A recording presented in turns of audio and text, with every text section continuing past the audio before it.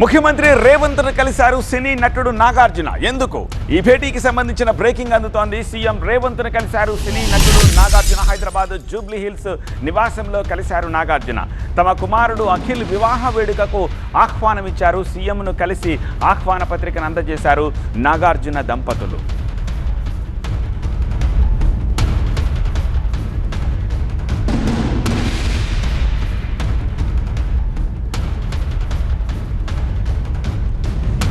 నాగార్జున దంపతులు సీఎంను కలిసి తమ కుమారుడు అఖిల్ వివాహ వేడుకకు ఆహ్వానించినప్పటి దృశ్యాలవి.